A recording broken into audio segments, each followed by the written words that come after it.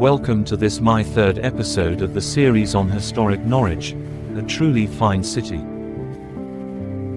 We've started today's walk from the city bus station located on Surrey Street, and we've now walked the short distance onto St. Stephen's Street. St. Stephen's Street has evolved from a narrow medieval southern gateway into a modern shopping thoroughfare. I'll talk more about St. Stephen's Street later. We now cross over and head up Rampant Horse Street. We pass the 16th century rebuilt Church of St. Stephen's, famously associated with holy man Richard Caister, and its unique Tudor lantern, plus it survived the 1648 Great Blow. We also pass Chantry Place Shopping Centre, the former site of Cayley's Chocolate Factory. Also, the BBC Radio Norfolk Studios. The Assembly House is a Grade 1 listed Georgian building designed by architect Thomas Ivory in 1754, on the site of a 13th century medieval hospital and college. It has served as a premier venue for concerts, balls, and social events for Norfolk's elite. It was also a girls' school between 1876 and 1939, after which it was threatened with demolition, but the house was restored during the 1950s. It suffered a major fire in 1995, and was meticulously restored to its current state. It is currently owned by the Assembly House Trust, and operates as a hotel, restaurant, and arts venue. It was the same architect, Thomas Ivory, who founded the Norwich Theatre Royal in 1758, which is modelled on London's Drury Lane. Over its 250 years, it's attracted notable performers like Sarah Siddons, 1755 to 1831, and Shakespearean actor Ira Aldridge in 1848. It's also hosted performances by Charlie Chaplin and Laurel and Hardy. The South Asian Collection is a renowned museum and research center focused on the arts, crafts, and cultures of South and Southeastern Asia. The collection is housed within the restored 1876 Victorian roller skating rink and displays over 10,000 objects. Here you'll discover textiles and handcrafts, furniture, rugs, wooden carvings, metalwork, jewelry, vernacular furniture, and paintings.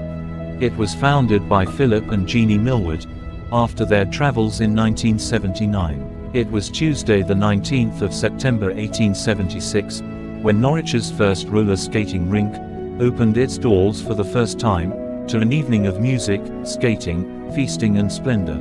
Over 1,000 people attended, who skated in the large indoor rink and listened to music provided by the band of the 1st Royal Dragoons. The rink had been designed by local architect Edward Boardman and built by local building contractors Lacey and Lacey. Despite the success of its opening night, roller skating in Victorian Norwich was short-lived. Just 1 year later, in 1877, the building was converted into a vaudeville theatre with a capacity of 1,200 people. In 1882, the Salvation Army booked the now empty building for their first meeting in Norwich. It was filled to its capacity, with about 2,500 people attending, when General William Booth, visiting for his first time. By 1891, the rink was in such poor condition that members of the congregation were using umbrellas. The Lacys were a prominent family in Norwich. As well as building the roller skating rink, they also built Framlingham School in Suffolk in 1863, the rebuild of the Norfolk and Norwich Hospital in 1882, and the Town Hall in Great Yarmouth in 1888. Following the death of James Lacey in 1894, the business went to his nephew, Frederick Lacey, and his manager, Mr. R.G. Lincoln. Lacey and Lincoln was born in 1898, using the old skating rink building. The business went into liquidation in 1993. It was during 1993 that the Millwards bought the old skating rink, and after restoring the building, opened it as their third building for their South Asia collection business. This is their second in the city, as well as one in London. Items can be purchased from the attached shop, Country and Eastern. We continue westerly over the Grapes Hill footbridge, onto Earlham Road, passing the Roman Catholic Cathedral of St. John the Baptist. Just past the cathedral, on the left side is the Plantation Garden.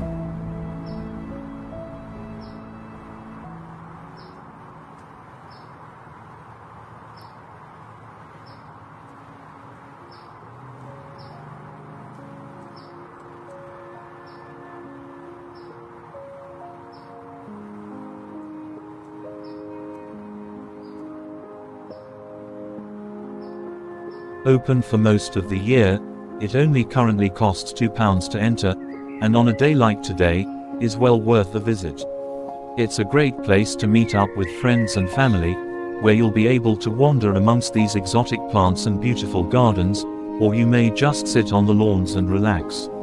You might decide to enjoy a picnic here with a loved one. It's secluded and peaceful, a perfect place to unwind. The Plantation Garden was the brainchild of Henry Trevor, who lived between 1819 and 1897. He was both a very successful local furniture salesman and an enthusiastic gardener. He wanted to create an outdoor space that would both impress and delight its visitors. Located just outside the medieval city walls, in 1614, the land was bequeathed in his will by Sir John Pettis to the Preacher's Money Charitable Trust. It was leased out as an industrial site and a large chalk pit was excavated. The chalk was used to make lime mortar. By the 1850s the quarry had become redundant and the charity sought a new occupier. Henry Trevor bought the lease on the plot in 1855, eager to build a fine house and garden in this deep dell. His home, the Plantation, was built in 1856, and Henry could then focus on his land. The steep sides of the quarry were planted with trees and evergreen shrubs. At their base, lawned areas and pathways were created. In the flower beds Henry partly favored the Victorian carpet bedding style, where tightly packed, low-growing plants created intricate patterns and shapes. A more naturalistic look was used in some borders. Non-native species, such as cordylines and tree ferns, provided an exotic touch. Victorian taste embraced an eclectic mix of historical styles. The medieval was clearly Henry Trevor's favorite. The 1857 Gothic fountain and the garden's many walls display a love of the Middle Ages. A wide variety of locally provided decorative bricks, with fanciful coats of arms, and animal and plant designs were combined with natural and knapped flints, plain bricks and waste from the site to produce unique structures. Much of the brickwork has now weathered to resemble stone.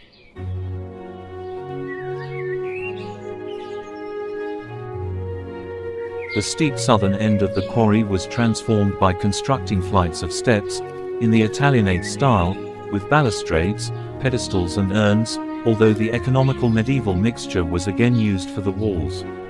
Henry built a wooden bridge and a thatched-roofed summerhouse in a romantic rustic style. Paths wound their way around wooded slopes, allowing views from different levels.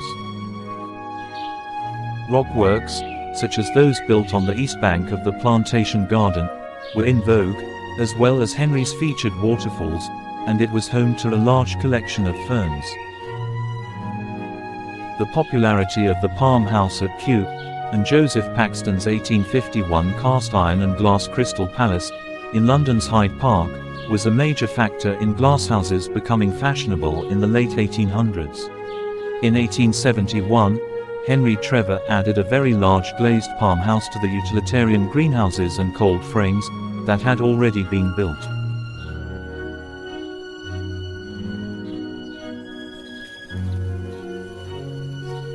To achieve all of this required many workers.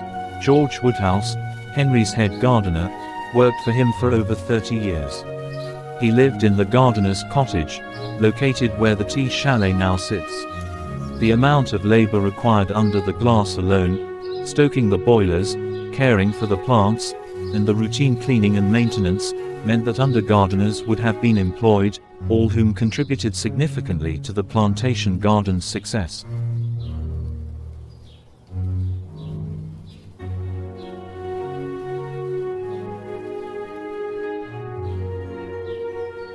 Shortly before his death, in 1897, Henry Trevor reminded the preacher's money trustees about the enormous sums of money that he'd laid out to make this large estate for the future. The sale particulars of 1897 declare, the well-timbered and splendidly arranged gardens and grounds, which are the most picturesque, have been laid out at great cost. Henry Trevor had spared no expense in lovingly creating these special gardens. And I hope you'll find this delightful place a location that you will revisit and enjoy time and time again.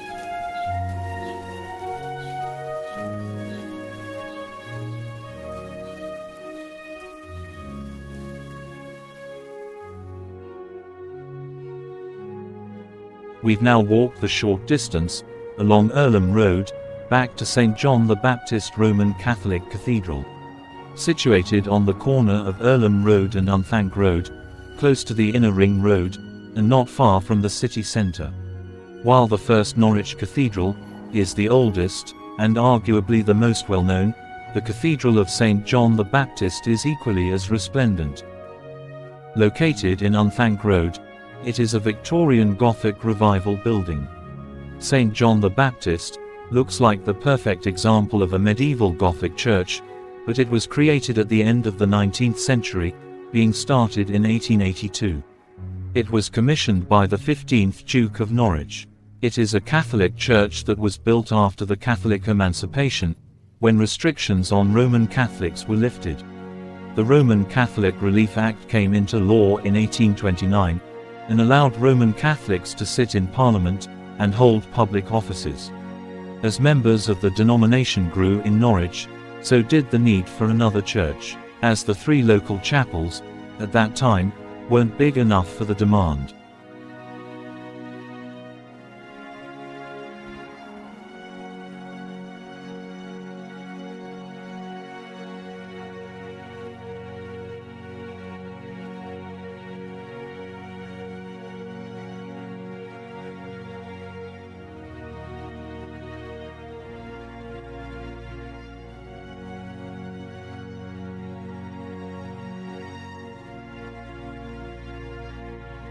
St. John the Baptist was designed by George Gilbert Scott Jr., who was an English architect, who particularly favored the Gothic styles.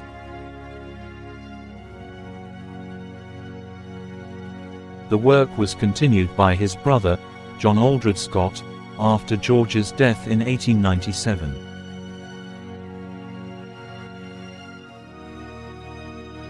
The building of the Church of St. John the Baptist was completed in 1910, and opened in the same year to the public.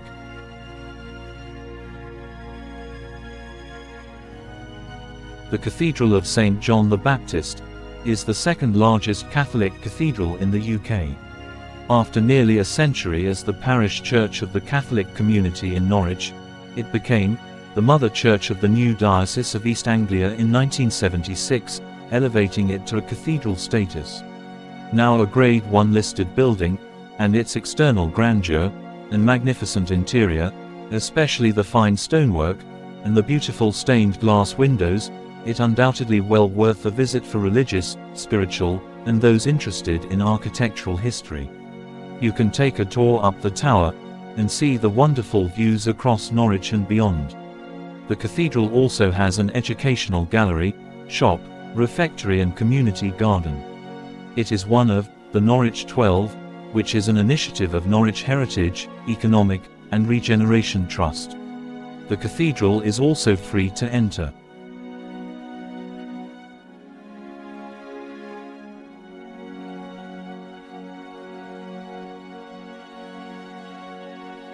The steps and pillars of the cathedral are filled with hundreds of small fossils, mainly crinoid fragments, and rugose corals, giving the stone a detailed, speckled appearance that provides a captivating window into prehistoric life. These fossils are set within frostily marble, a dark, decorative limestone, sourced from quarries in County Durham. Different stones, each containing distinctive fossilized remains, are used throughout the cathedral. The main structure features Jurassic limestone valued for its durability against weathering. In contrast, the carvings and moldings are made from beer stone, a Cretaceous chalk that is less weather resistant. Fossils are prevalent in these sedimentary rocks and can be seen throughout the cathedral's architecture.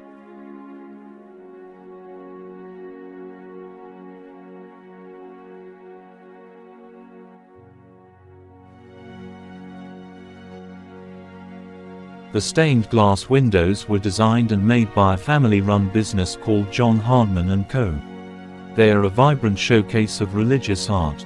Theologically dense and visually stunning, the windows are masterful examples of Catholic artistry, designed by devout Catholics who are also supremely gifted artists. They are one of the leading manufacturers of stained glass in the world.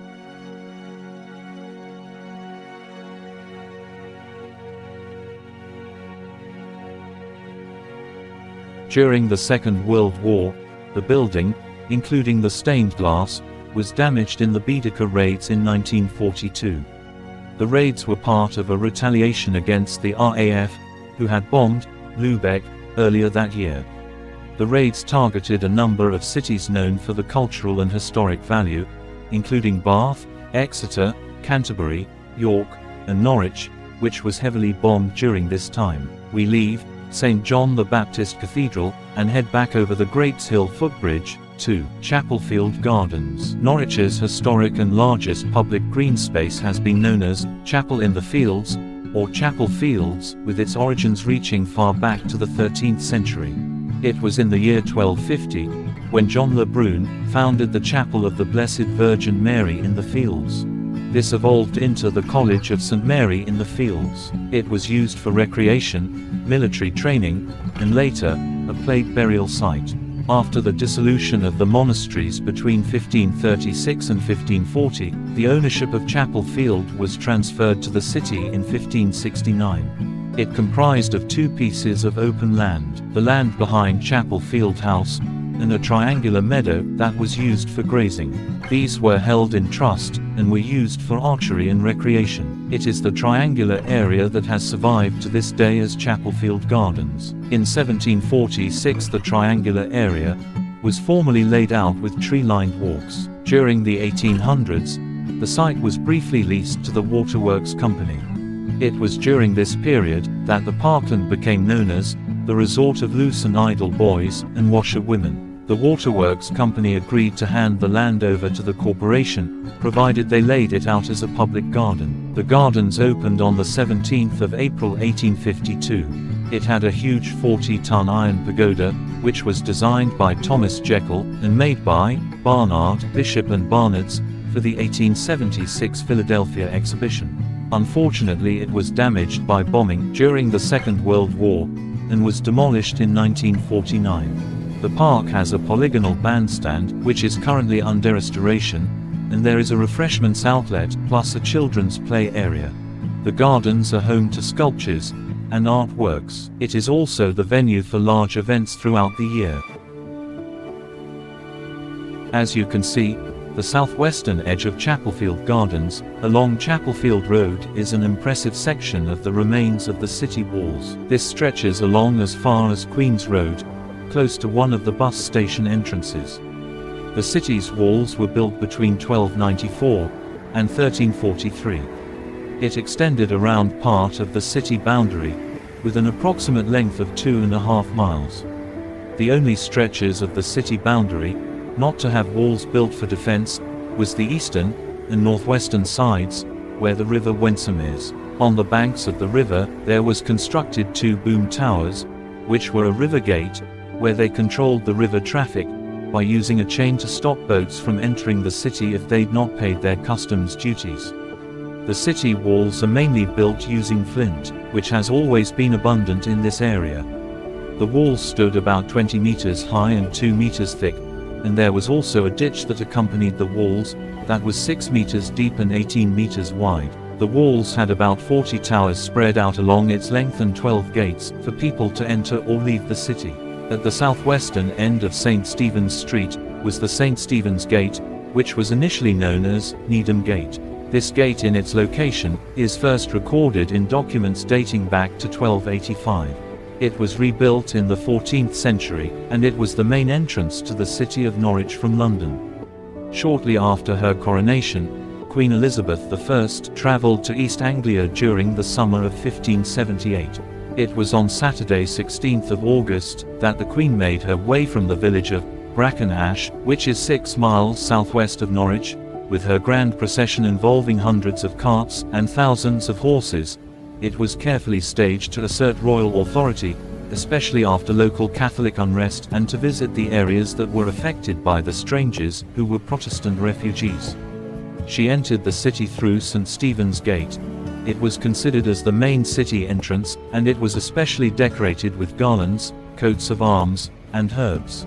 A pageant was held in her honor at the gate. The mayor of Norwich, and other officials, gave speeches. She then made her way along what is now known as St. Stephen's Street towards Tombland, passing Norwich Castle. She spent 5 days in the city, staying at the Bishop's Palace, which is now called the Maid's Head Hotel on Tombland, close to the cathedral. The Queen attended a special service at Norwich Cathedral during her stay.